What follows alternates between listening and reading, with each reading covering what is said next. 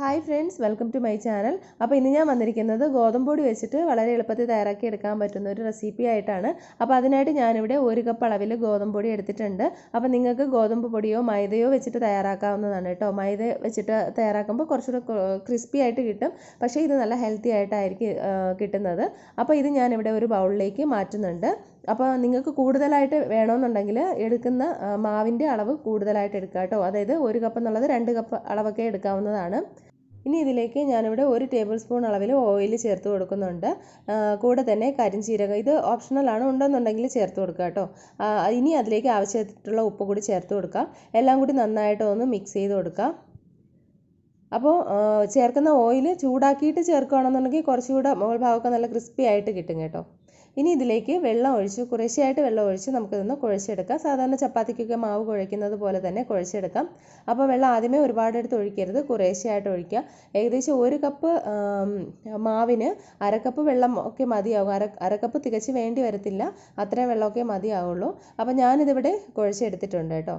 ഇനി ഇതിൻ്റെ മുകളിലേക്ക് ഒരല്പം ഓയിലൊന്ന് ഒഴിച്ചു കൊടുക്കാം. കുറച്ച് മതിയാകും, അതിൻ്റെ മുകൾ ഭാഗം ഒന്ന് ഡ്രൈ ആവാതിരിക്കാൻ വേണ്ടിയിട്ട് ഒരല്പം ഒന്ന് ഓയിലൊന്ന് സ്പ്രെഡ് ചെയ്ത് കൊടുക്കാം.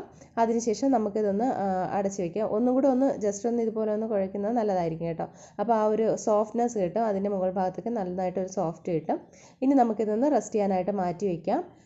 ആ സമയം കൊണ്ട് നമുക്ക് ഇതിന് വേണ്ടിയിട്ടുള്ള ബാക്കിയുള്ള ഫില്ലിംഗ് ഒക്കെ തയ്യാറാക്കിയെടുക്കാം. അപ്പോൾ ഞാനിവിടെ ഒരു 3-4 ചെറിയ ഉരുളക്കിഴങ്ങാണ് വേവിച്ചെടുത്തിട്ടുണ്ട്. അത് നമുക്കൊന്ന് നന്നായിട്ട് ഉടച്ചെടുക്കാം. അപ്പോൾ നന്നായിട്ട് തന്നെ ഉടച്ചെടുക്കുക കേട്ടോ, ഒട്ടും തന്നെ കട്ടയില്ലാതെ നന്നായിട്ട് തന്നെ ഉടച്ചെടുക്കുക. അപ്പോൾ ഇതുപോലെ സ്മാഷർ ഇല്ലാന്നുണ്ടെങ്കിൽ ഗ്ലാസിൻ്റെ അടിഭാഗമോ അല്ലെങ്കിൽ കിണ്ണത്തിൻ്റെ അടിഭാഗമോ ഒക്കെ വെച്ചിട്ട് നന്നായിട്ട് ഒന്ന് പ്രസ് ചെയ്ത് ഉടച്ചെടുത്താൽ മതിയാകും. അപ്പോൾ ഞാനിതിവിടെ നന്നായിട്ട് ഉടച്ചെടുത്തിട്ടുണ്ട്. ഇത് ഞാനിവിടെ ഒരു പാത്രത്തിലേക്ക് മാറ്റുകയാണ്. അപ്പോൾ ഫില്ലിംഗ് ആയിട്ട് നിങ്ങൾക്ക് ഇതിൻ്റെ കൂടെ പനീറോ അല്ലെന്നുണ്ടെങ്കിൽ മുട്ടയോ ഒക്കെ എടുക്കാവുന്നതാണ് കേട്ടോ. അതൊക്കെ ഓരോരുത്തരുടെ ഇഷ്ടത്തിനനുസരിച്ച് ചെയ്യാവുന്നതാണ്. അപ്പോൾ ഇത് നന്നായിട്ട് തന്നെ മിക്സ് ചെയ്ത് എടുത്തിട്ടുണ്ട്. ഇനി ഇതിലേക്ക് നമുക്ക് കുറച്ച് ഇഞ്ചി, ചെറിയൊരു കഷ്ണം ഇഞ്ചി പൊടിയായിട്ട് അരിഞ്ഞതും, ഒരു മീഡിയം സൈസ് സവാള ചെറുതായിട്ട് കട്ട് ചെയ്തതും, അതിൻ്റെ കൂടെ തന്നെ കുറച്ച് മല്ലിയില കട്ട് ചെയ്തതും ചേർത്ത് കൊടുക്കുന്നുണ്ട്. അപ്പോൾ പച്ചമുളകും ചേർത്ത് കൊടുക്കാം. ചെറുതായിട്ട് കട്ട് ചെയ്ത് നിങ്ങളുടെ എരിവിനനുസരിച്ച് ചേർത്ത് കൊടുക്കാവുന്നതാണ് കേട്ടോ. ഇനി ഇതിലേക്ക് ഉപ്പ് ചേർത്ത് കൊടുക്കാം. അപ്പോൾ ഉരുളക്കിഴങ്ങ് ഉപ്പിട്ടാണ് വേവിച്ചിട്ടുള്ളതെങ്കിൽ അതനുസരിച്ച് വേണം ചേർക്കാനായിട്ട്, അല്ലെന്നുണ്ടെങ്കിൽ ആവശ്യത്തിനനുസരിച്ച് ചേർത്ത് കൊടുക്കുക. അപ്പോൾ ഉപ്പ് ചേർത്ത് കൊടുത്തിട്ടുണ്ട്. ഇനി ഞാൻ ചേർക്കുന്നത് ഒരല്പം ജീരകം പൊടിച്ചതാണ് കേട്ടോ. അപ്പം ജീരകം വറുത്ത് പൊടിച്ച് വെച്ചിട്ടുണ്ട്. അപ്പോൾ അതൊരു അല്പം ചേർത്ത് കൊടുക്കുന്നുണ്ട്. ഒരു 1/4 ടീസ്പൂണിലും കുറവ് അളവിലാണ് ചേർത്ത് കൊടുത്തിട്ടുള്ളത്. അതേപോലെ തന്നെ അളവിൽ തന്നെ ഗരം മസാല ചേർത്ത് കൊടുക്കാം.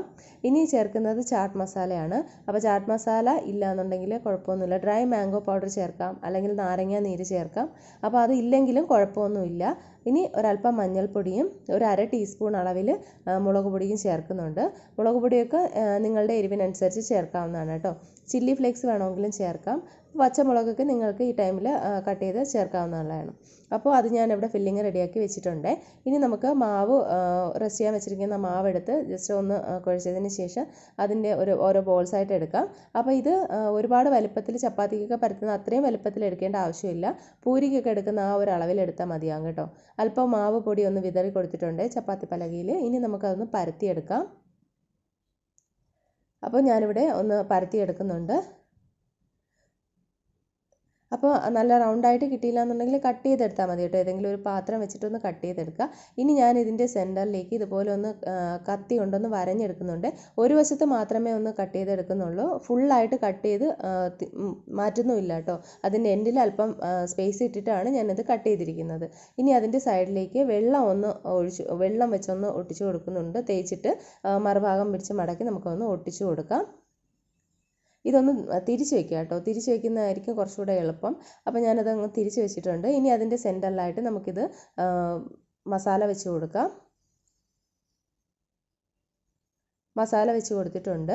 ഇനി ഇതിൻ്റെ സൈഡിൽ ഫുള്ളായിട്ട് നമുക്കിതുപോലെ വെള്ളം ഇതുപോലെ തേച്ച് കൊടുക്കാം. വെള്ളം അല്ലെങ്കിൽ ഓയിൽ, വെള്ളം മതിയാവും കേട്ടോ, ഓയിൽ തന്നെ വേണമെന്നില്ല. വെള്ളം വെച്ചിട്ട് അതൊന്ന് തേച്ച് കൊടുത്താൽ മതി. അത് നന്നായിട്ടൊന്ന് ഒട്ടിയിരിക്കാൻ വേണ്ടിയിട്ടാണ് കേട്ടോ. ഇനി ഒരു വശം പിടിച്ചൊന്ന് മടക്കി വെച്ച് കൊടുക്കുക. അതുപോലെ തന്നെ മറുവശവും തിരിച്ചൊന്ന് മടക്കി കൊടുക്കുക. അപ്പോൾ ആ എൻഡൊക്കെ നന്നായിട്ട് തന്നെ ഒന്ന് പ്രസ് ചെയ്ത് കൊടുക്കുക കേട്ടോ. അല്ലെന്നുണ്ടെങ്കിൽ അതുവഴി ചിലപ്പോൾ ഫില്ലിംഗ് ഒക്കെ പുറത്ത് പോകാനുള്ള ചാൻസ് ഉണ്ട്. അപ്പോൾ അതുകൊണ്ട് ആ ഭാഗമൊക്കെ നന്നായിട്ട് തന്നെ ഒന്ന് പ്രസ് ചെയ്ത് കൊടുക്കുക. ഇനി ഇതുപോലെ ഒന്ന് തിരിച്ചുകൂടി മടക്കിയെടുക്കുക.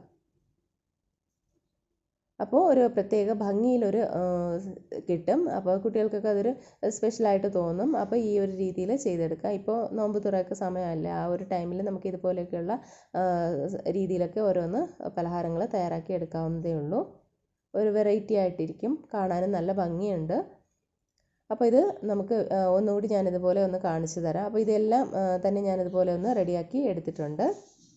അപ്പോൾ ആദ്യം ഞാൻ പറഞ്ഞിരുന്നല്ലോ, നിങ്ങൾക്ക് കറക്റ്റ് റൗണ്ട് ഷേപ്പ് കിട്ടിയില്ല എന്നുണ്ടെങ്കിൽ ഒരു പ്ലേറ്റ് വെച്ച് ഒന്ന് റൗണ്ട് ഒന്ന് ഇതുപോലെ ഒന്ന് കട്ട് ചെയ്ത് എടുത്താൽ മതിയാകും കേട്ടോ. ഇതെല്ലാം തയ്യാറാക്കിയിട്ട് ഞാൻ കുറച്ച് സമയം ഫ്രിഡ്ജിൽ വെച്ചിരുന്നു. അപ്പോൾ നമുക്ക് അതിൻ്റെ മുകൾ ഭാഗം ഫ്രൈ ആയി കിട്ടുമ്പോൾ അധികമായിട്ട് ബബിൾസ് ഒന്നും വരത്തില്ല, അതിന് വേണ്ടിയിട്ടാണ്.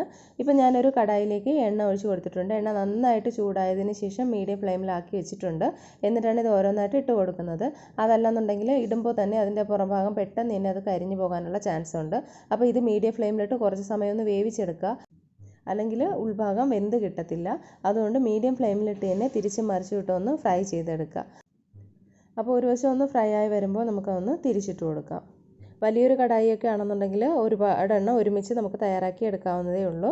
അപ്പോൾ ഇത് ചെറുതായതുകൊണ്ടാണ് ഞാൻ ഓരോന്നായിട്ട് ഉണ്ടാക്കിയെടുത്തത് കേട്ടോ. അപ്പോൾ ഇത് റെഡിയായി വന്നിട്ടുണ്ട്. അപ്പോൾ ഇത് ഗോതമ്പ് പൊടി ആയതുകൊണ്ട് തന്നെ അധികം എണ്ണ കുടിക്കുകയൊന്നുമില്ല. മൈദ ആയാലും അങ്ങനെ തന്നെയാണ്. നിങ്ങൾ ഉറപ്പായിട്ടും ട്രൈ ചെയ്ത് നോക്കുക കേട്ടോ. നല്ല ഇഷ്ടമാകും കുട്ടികൾക്ക്. നിങ്ങൾക്ക് മൈദയിൽ ചെയ്യണമെങ്കിൽ അങ്ങനെ ചെയ്യാവുന്നതാണ്. അപ്പോൾ ട്രൈ ചെയ്ത് നോക്കിയിട്ട് കമൻറ്റ് ചെയ്യാൻ മറക്കല്ലേ. ഇഷ്ടമായ ലൈക്ക് ചെയ്യാനും ഷെയർ ചെയ്യാനും ചാനൽ സബ്സ്ക്രൈബ് ചെയ്യാനും മറക്കരുത്. സബ്സ്ക്രൈബ് ചെയ്യുമ്പോൾ ബെല്ലൈക്കണും ഓൾ ഓപ്ഷനും കൂടിയൊക്കെ ഒന്ന് ക്ലിക്ക് ചെയ്യണം കേട്ടോ. എങ്കിലേ ഞാനിടുന്ന വീഡിയോസിൻ്റെ നോട്ടിഫിക്കേഷൻസ് ഒക്കെ കിട്ടുള്ളൂ. പുതിയ റെസിപ്പി ആയിട്ട് നമുക്ക് വീണ്ടും കാണാം. അതുവരേക്കും എല്ലാവർക്കും ബൈ. താങ്ക്